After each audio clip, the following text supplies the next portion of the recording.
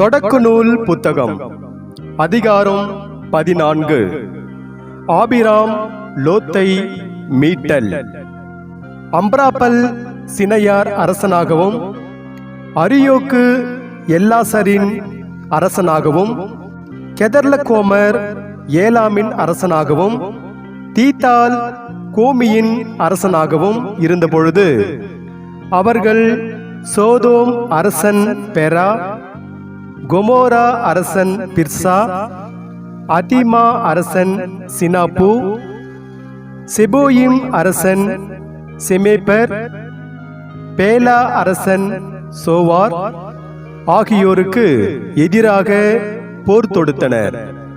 அவர்கள் அனைவரும் இப்பொழுது உப்பு கடலாக இருக்கும் சித்தீம் பள்ளத்தாக்கில் ஒன்று திரண்டனர். 12 ஆண்டுகள் அவர்கள் கெதர்லகோமருக்கு பணிந்திருந்தனர்.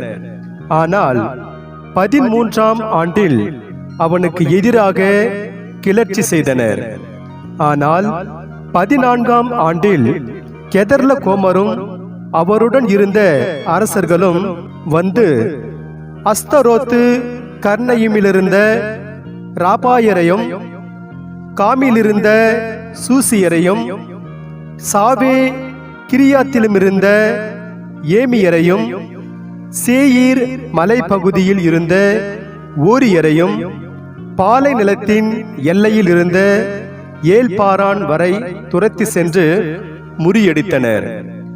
அவர்கள் திரும்பும் வழியில் காத்தேசு என்ற ஏன் மிட்சு பாற்றுக்கு வந்து அமலேக்கியரின் நாடு முழுவதையும் அச்சோன் தாமாரில் வாழ்ந்த எமோரியரையும் அழித்தனர்.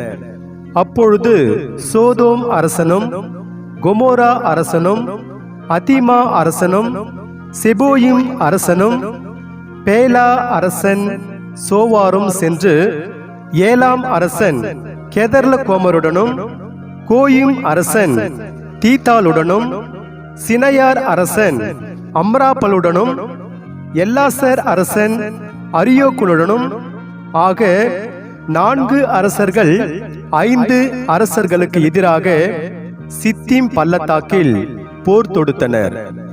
இந்த சித்தீம் பள்ளத்தாக்கில் கீழ் குழிகள் மிக பல இருந்தன. சோதோம் அரசனும் கொமோரா அரசனும் தப்பி ஓடிய பொழுது அவற்றுள் விழுந்தனர். மற்றவர்கள் தப்பி பிழைப்பதற்கு மலையை நோக்கி ஓடினர்.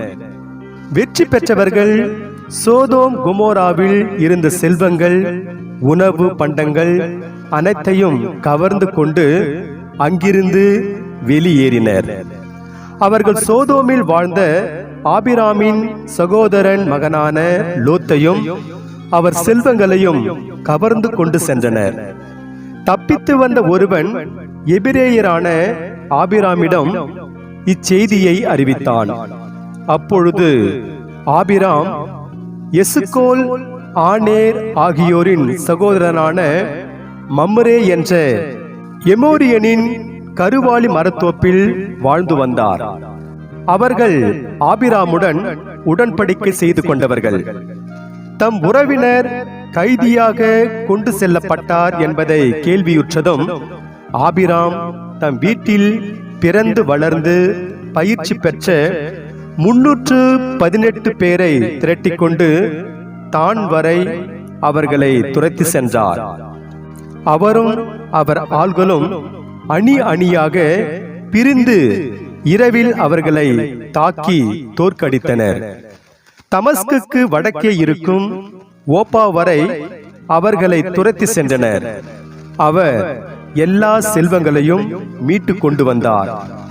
தம் உறவினரான லோத்தையும் அவர் செல்வங்களையும் பெண்களையும் ஆள்களையும் மீட்டு கொண்டு வந்தார்.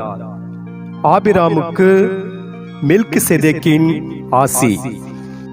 ஆபிராம் கெதர்லகோமரையும் அவனுடன் இருந்த அரசர்களையும் முறியடித்து திரும்பிய பொழுது அரசர் பள்ளத்தாக்கு என்ற சாவே பள்ளத்தாக்கில் அவரை சந்திக்க சோதோம் அரசன் வந்தான். அப்பொழுது சாலேம் அரசர் மெல்கிசதேக்குக்கு அப்பமும் திராட்சை ரசமும் கொண்டு வந்தார். அவர் உன்னத கடவுளின் அர்ச்சகராக இருந்தார்.